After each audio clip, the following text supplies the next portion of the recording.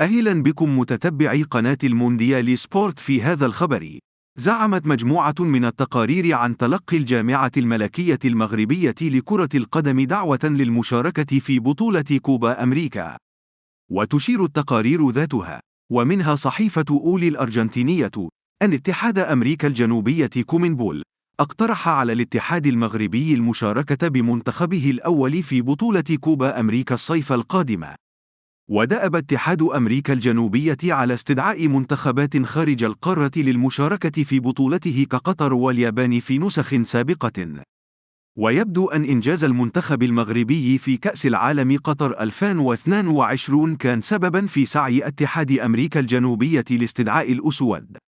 وروجت العديد من الحسابات على مواقع التواصل الاجتماعي خبر مشاركة المنتخب المغربي في البطولة كضيف شرف، بعد رفع عدد المنتخبات المشاركة من 10 إلى 16، وهو الخبر الذي تم تداوله لأول مرة في شهر يناير من السنة الماضية، علما أن النسخ الماضية عرفت مشاركة منتخبات مثل قطر وجنوب إفريقيا واليابان.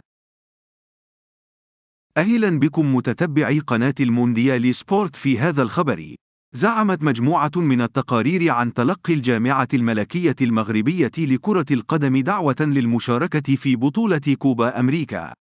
وتشير التقارير ذاتها، ومنها صحيفة أولي الأرجنتينية، أن اتحاد أمريكا الجنوبية كومنبول اقترح على الاتحاد المغربي المشاركة بمنتخبه الأول في بطولة كوبا أمريكا الصيف القادم.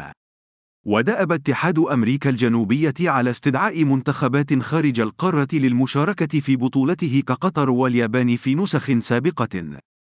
ويبدو أن إنجاز المنتخب المغربي في كأس العالم قطر 2022 كان سبباً في سعي اتحاد أمريكا الجنوبية لاستدعاء الأسود. وروجت العديد من الحسابات على مواقع التواصل الاجتماعي خبر مشاركة المنتخب المغربي في البطولة كضيف شرف، بعد رفع عدد المنتخبات المشاركة من 10 إلى 16، وهو الخبر الذي تم تداوله لأول مرة في شهر يناير من السنة الماضية، علما أن النسخ الماضية عرفت مشاركة منتخبات مثل قطر وجنوب إفريقيا واليابان.